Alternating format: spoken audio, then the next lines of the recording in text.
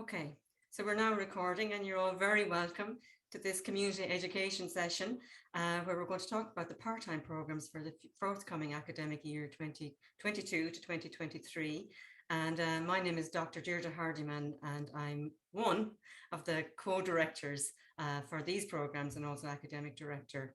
And I'll let you introduce yourself, Helen. Yeah, so the guess is I'm the other co-director for the community education programs, and hopefully we'll give you a little bit of insight in this short input, and obviously field whatever questions you have with a view that you can follow up with us afterwards. There's always opportunity to do that. So we look forward to engaging with you. Thank you. So we're going to share our slides. And these will also be posted as well, folks, to the webpage so that you have access to this information after today. So you're all very welcome. We're delighted to see you today. We've introduced ourselves already, but these are just some of the contact details, the email addresses that you'll get us at if you have any further questions after our input this afternoon. So we're very fortunate. There's both Helen and I who act as not only the academic directors and lecturers on the suite of programs that we're going to talk to you about, but we also have a multidisciplinary, highly qualified team of lecturers within the School of Political Science and Sociology, and also colleagues of ours who are in the UNESCO Child and Family Research Centre. And these colleagues ensure that the content of the program and the modules that we deliver are very much reflective of current research, current policy, current practice. So to make sure that the programs stay very much in line with, I suppose, the changing nature of the society that we're part of, and that the information that we need to have in order to be effective, either as community development workers, youth workers, family support workers, child development workers, whatever it may be. In addition to having academics and lecturers that we do from both the school and the UNESCO Child and Family Research Centre, we also are fortunate to have colleagues who act as practitioners across each of these sectors. And that's so important to have that practice-based knowledge and to have the engagement of practitioners in informing the quality and content of our program as well. So I suppose a thank you to all of those who contribute to the program and that ensures that it remains the kind of high quality level that we anticipate and that we know is necessary from our graduates already in the field of community youth and family studies. So the three programs that are on offer for next year are the BA in Community Youth and Family Studies. Then we also have the Certificate in Youth Work Practice. And then the third program that we're offering is the Diploma in Youth and Community Development Practice. So the BA in Community Youth and Family Studies program is a part-time degree program over 4 years, which you can exit with a program level award at the end of year 1. So if you do so and choose to do so at that stage, you have a certificate in arts in community, youth and family studies at 45 ECTS. You can also exit at the end of year 2 of this BA program, again, should you choose to do so. And you then have a diploma in arts in community, youth and family studies at 90 ECTS. So that's just information, I suppose, that people often aren't aware of, that you're actually achieving program level qualifications at the end of year 1 of your degree and also at the end of year 2 of your degree, which is usually important from an employability perspective that our graduates have informed us of, that they can be updating their CV, looking for other opportunities of employment if they're already within a youth, community or family work sector, and seeking possibilities for promotion, or if they're interested in moving into that field without having a background in this knowledge area or in this kind of area of expertise, then it gives them the opportunity to be acquiring qualifications in addition to their work experience and life experience. So again, it's just to be aware of that, because in year 1 of the degree, the modules that you undertake involve a combination of 5 and 10 ECTS. And these are the same modules that inform the content of your certificate in youth work practice, if that's the program that you've chosen to complete. And equally the same modules that inform the content of the Diploma in Youth and Community Development Practice, if that's the program that you've chosen to undertake or to register for. So just to explain that in a little bit more detail, I suppose there's a graphic here that I think facilitates the kind of clarity of this. So essentially, as we said, the degree, in year one of the degree, you have 45 ECTS. Those are European credit transfers. And they're the common currency across academic programs so that you can understand and interpret where your program is placed at a national qualifications level, and equally the scope and range from a credits perspective. So the degree program is a level 8 degree program on the NFQ, the National Framework of Qualifications, and it carries 45 ECTS, European Credit Transfers. The certificate programs, if you move down to the bottom of that slide, the certificate program entails 15 ECTS. So in the context, if you sign up for the certificate program, you are taking 15 credits of the 45 credits that are on offer within year one of the degree program. And equally, if you sign up for the Diploma in Youth and Community Development Practice, you're essentially undertaking 30 credits of the 45 credits that are within the first year of the degree program. And this gives people opportunities, should they choose to do so, to move from the cert to the diploma, or to move from the cert to the degree, or to move from the diploma to the degree. So there are options within the sequencing of the program provision. The cert credits are offered at the earlier stage of the year. So if people choose to progress to do the diploma, they can do so within the year ahead. We simply need to know by January of 2023 if that is the case for registration purposes. So if you decide, having undertaken your cert, I've carved out time, I've got into a pattern, I created a discipline for myself that works in terms of combining and juggling life and work and family and all the other commitments that we all as adult learners undertake. If you decide, well, you know, for another 15 ECTS, I can achieve a diploma in youth and community development practice, then you have that opportunity to do so. And equally, if you start the cert and decide, actually, I'm going to go ahead and proceed and complete the additional 30 ECTS for the degree, then you equally have that opportunity to do so. But you just need to re-register, and we need to know that by January of 2023. And that's the same situation then as obviously in terms of the Diploma in Youth and Community Development Practice. Should you choose to progress to undertake the remaining 15, then you can equally exit with a degree award at the first year level of a certificate in arts in community, youth and family studies. Now, you don't have to exit at that point. Once we have you involved, we give you loads of other opportunities to stay involved, and you can continue, should you wish, to undertake the degree program for the remaining 3 years thereafter. But each program has a focus in its own right, and each is of value in its own right. And it very much depends on the purpose for which you are undertaking it.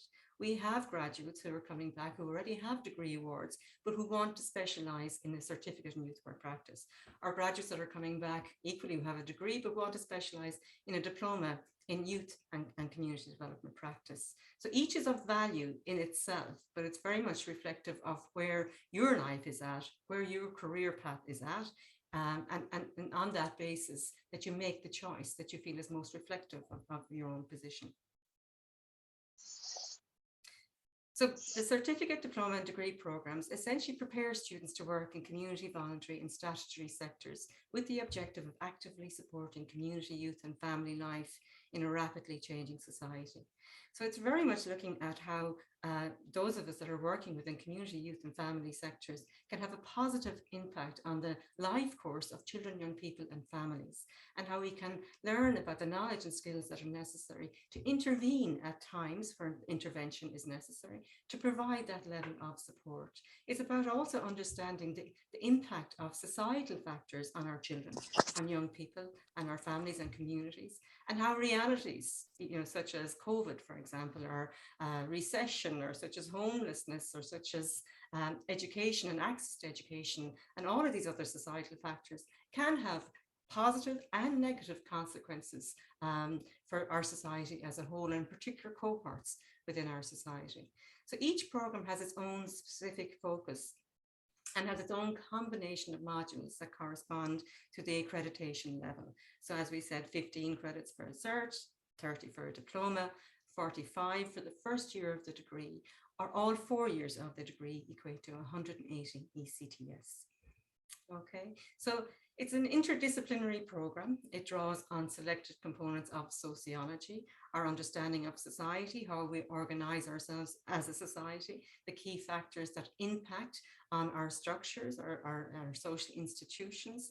And we look at politics, we look at community development, we look at youth development, youth work practice, youth work policy.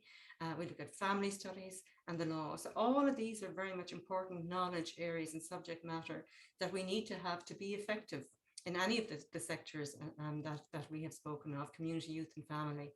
And what you will find is that each of these sectors don't operate in isolation. They're very much interwoven in terms of the skills and knowledge that are needed to be effective in across the board in each of these sectors. So what are, I suppose, the knowledge and understanding and the skills that graduates will develop are outlined on this slide. We learn key theories and concepts that inform family, youth, and community work policy and practice. So we're talking about theories such as social support theory, for example, ecological theories. We're talking about child development theories and youth work theory and community development theory. So there's a whole range of theories, but these don't happen in isolation. They're very much informed and operate hand in hand with practice.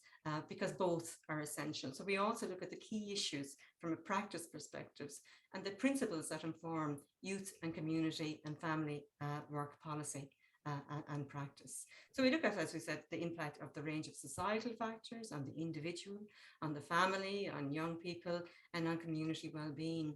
We also look at the effect of positive and negative relationships on individuals, family, youth, and community life. And we also look at and really emphasize the importance of knowledge of research methods. As we already outlined, working within and across each of these sectors in the community, youth, voluntary and statutory sectors, we're evolving within a society that is changing very rapidly, globally and nationally. And that means that our knowledge needs to be able to stay up to date and to adapt and to be informed by the changing nature of the society that we're part of. So research skills and being able to ensure that we remain current in terms of the policies, the practices, the methods that enable us to identify funding opportunities, to raise awareness around a particular issue, to campaign for change, to promote positive change, that all of these reflect a knowledge and the importance of having research skills, social research skills, to ensure that we can address problems at their source and inform the change that needs to happen within the society that we wish to be part of. So those skills, the toolkit of skills that you will develop as part of your program participation, focus on research, analysis, evaluation, what works and what doesn't work, and what are the lessons that we have learned about various projects or policies or practices. And we look at how we can, I suppose, through best practice, really respond to the needs of individuals, families, young people, and communities.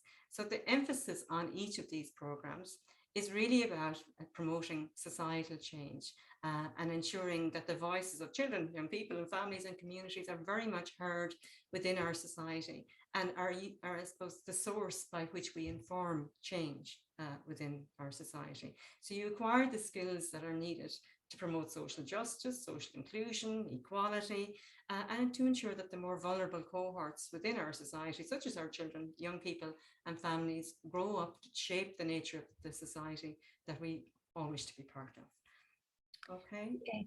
So I'm going to hand you over now to Helen, who's going to discuss the blended learning approaches and other assessment methods and so forth. Yeah, I'm conscious just on time, it's about 20 minutes in now. So we're aiming to kind of just do about a 30-minute input, and then we'll open for questions and answers because we're conscious it is a lunchtime input and some of you may have other commitments in the afternoon. But as we said at the start, we're very open to any additional questions that you may have for either of us and both of us in terms of all of these suite of community education programs. And we know that obviously when you register, you'll be on the list through the Centre for Adult Learning Professional Development, the CALP list. So they will be in contact as well. So I suppose it's really important that if you have questions after our input today, that you engage with us. We're more than happy to follow up with you, either individually or as collectives. So I suppose in terms of the nature of the programme, and as Deirdre has scaffolded for you, the pathways through the level 7 to the level 8 is really important part of our community education approach to teaching and learning, and to helping individuals and collectives arrive at an educational outcome that's working for them. And we are also mindful that individuals in the room and that join us as part of our community education programs already have a suite of qualifications that they may wish to have recognised in addition to what they may gain on our own programs. So that is really looking at people's RPL, the recognition of prior learning. As part of the university and as part of our programme of offering, we recognise accredited prior learning programmes at this moment in time, even though there are lots of developments to look at experiential learning. But at the moment, we can only take record of accredited learning programmes that people may have. So if you have a qualification at a level 7 or level 8 previously, so a 15, a 30 or a full degree already, it's important that you note that to us, and we'll be able to look at that as part of our academic team to see if what exemptions we can offer to each of you as part of the modules, or a cohort of modules you may have undertaken, if they're in the related social sciences. That's the main area that we would be able to give exemptions for recognising that prior learning. So that's something we're very open to doing to enable people's pathways and developing, toolkits of skills as they progress through their own academic career path and professional skill sets. So as we've mentioned, in terms of our suite of offerings, they're delivered on a blended learning approach and by a blended learning mechanism, with the view that each individual has an opportunity to balance, we would hope, other life commitments in addition to undertaking their part-time studies. And how we intend to scaffold the timetable for 22-23 will be of a similar nature in terms of our part-time delivery. They will mainly be delivered on a Saturday, but there will be some Friday commitments based on the given modules we will be offering.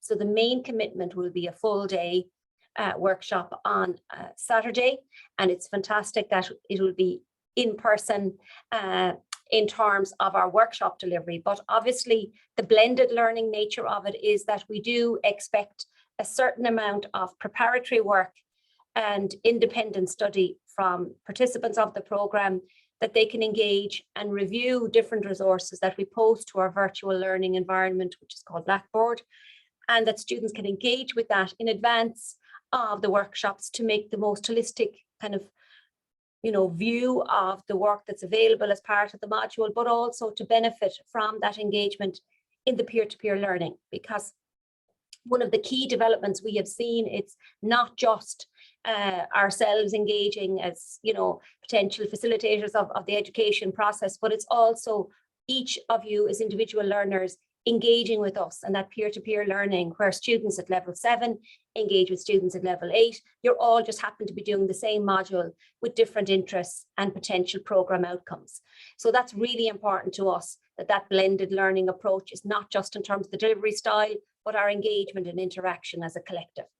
So maybe we will move on to kind of talk about the modules on maybe the next page, Deirdre, the scaffold page, and we can, so the modules for each student undertaking the different program that they sign up to. So as we've mentioned already, there are 3 core program offerings for 22-23. We have our BA, the BCYF, which is our BA in Community, Youth and Family Studies, which is the 180 credits once you stay through the 4 years. And in year 1, obviously, it's that 45 credits that Deirdre mentioned. In year 2, obviously, it's a second 45 credits and so on and so forth until you accumulate the 180 credits at the end of the 4 years of the BA program. And we have included here, an example of year 1 of the program. We didn't include all 4 years. So in year 1 of the BA in Community, Youth and Family Studies, we have named the modules that you will be undertaking. And those particular modules are a mixture of 5 credits and 10 credit modules that will give you a foundation. Many of them you will see are an introduction to such as family and society or sociology or learning.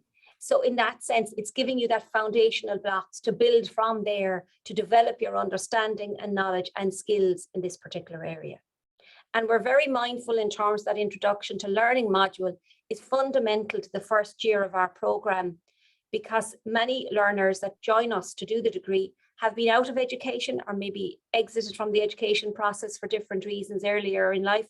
So we're very keen to support individuals to kind of rethink and, you know, reset their understanding of writing skills, academic engagement, time planning, all of those skills that help the learning journey and arrive at better outcomes for the learners.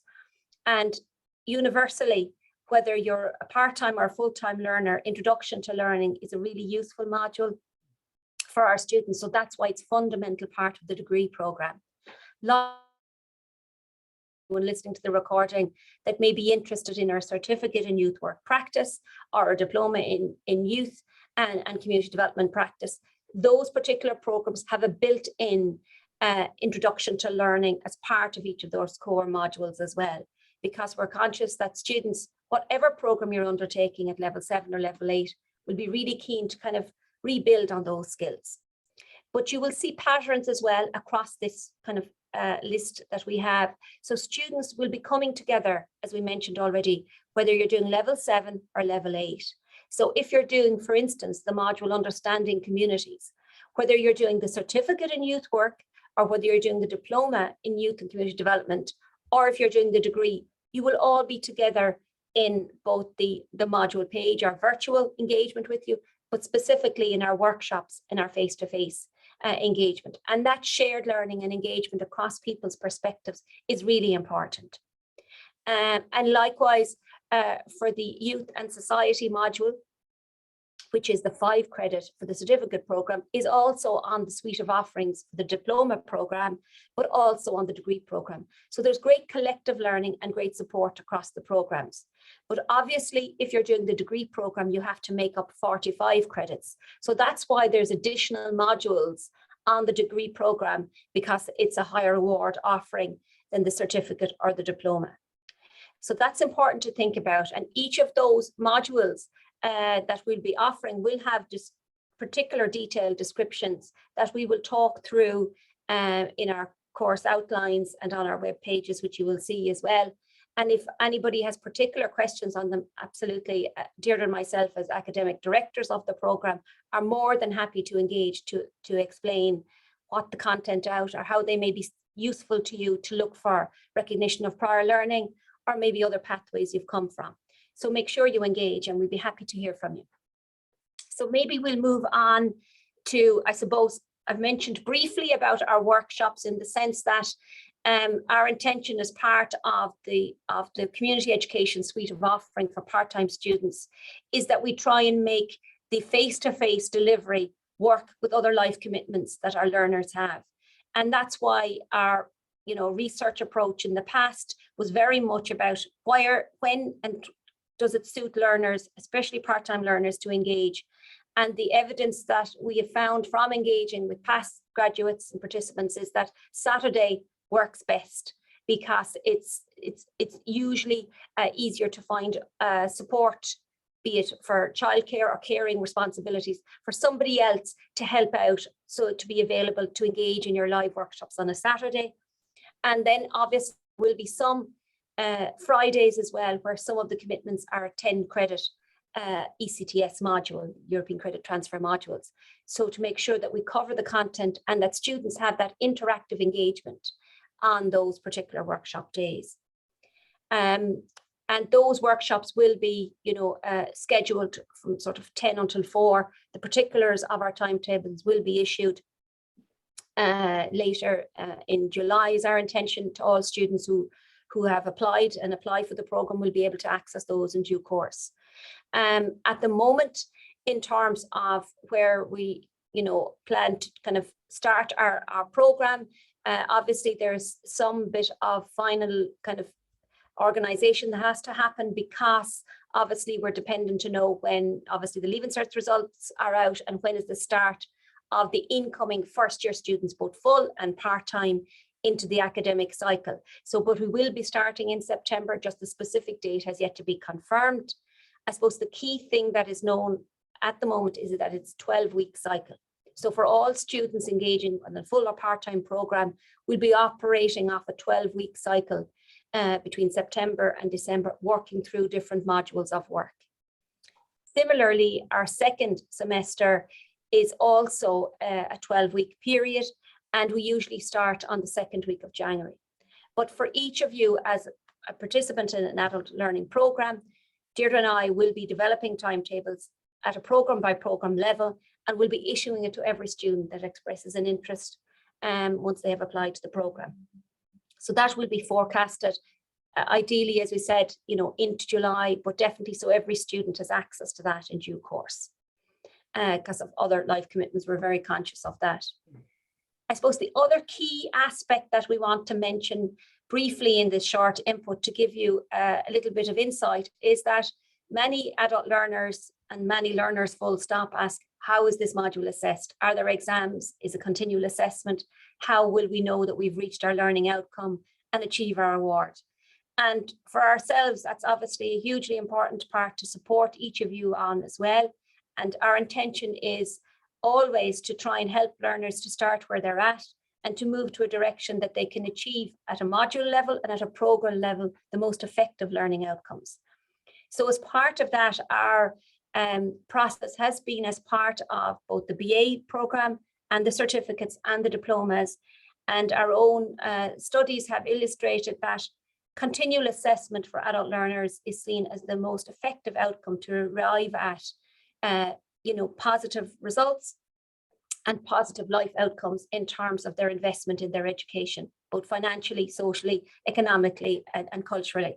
So for us, the continual assessment approach is our modus operandi. That's how we will be operating assessments in the forthcoming academic year.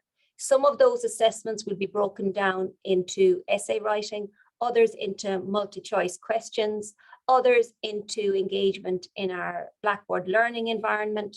So there'll be a multitude, a variety of different types of continual assessments, but there will be no come in, sit down exams for any of our module. You won't be working against the clock to undertake any assessments. So just to make that clear to everyone.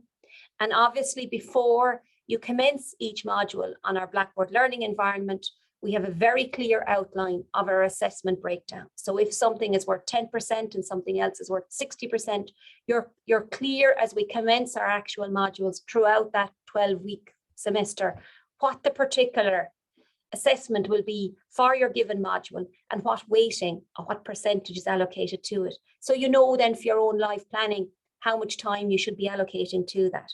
And we find that that's really important for each student to know, is that, how should I balance my time towards the assessment and which assessment should I give more time to? So it's really about helping yourselves as learners to balance out that weighting towards assessment, but keep in your mind's eye that all continual assessments for our community education programs for the forthcoming academic year will be continual assessments. And just to note that.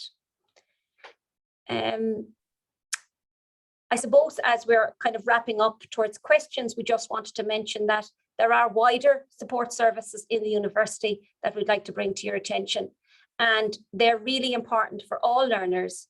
And they include some of these services: the Academic Writing Centre, the Disability Support Services. So if people have had previous learning requirements and additional learning needs, that they have opportunities to log those with the university services. Once you become a registered student of the university, you're entitled to access all of those services, in addition to our support services such as counselling.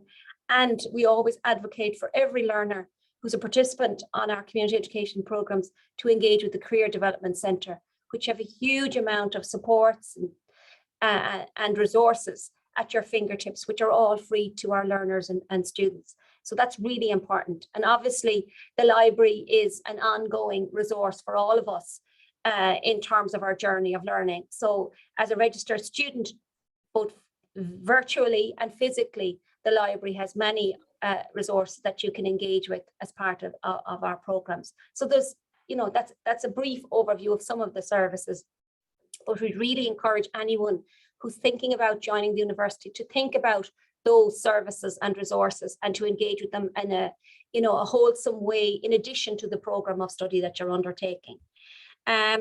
So just conscious it's coming up on time for us to kind of wrap up the recording part.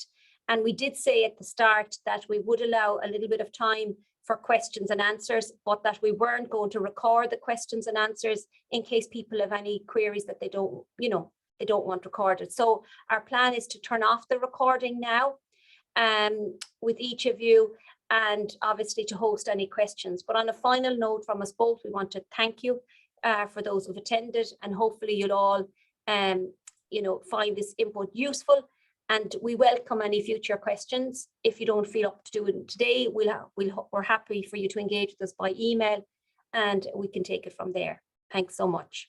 And we look forward to seeing you in September. Absolutely. Okay. And maybe to mention, Deirdre, just to put up the last slide, sorry, of that for any administrative queries about their application process, or to work through the recordings, if you want to apply for the program, or then when you need to register, Gail Cassidy in the Centre for Adult Learning and Professional Development is the key person to be in contact with, and her contact details and email address as well are on the slides, and we can share them out with people if they want that. And Deirdre and myself, in terms of our responsibility, is the academic content of the programs. So anything about the programs, the modules, we will deal with. But if you're trying to apply for the program or register or to deal with the fees matters, they're dealt with by the Centre for Adult Learning and Professional Development. So it's just to be mindful of that.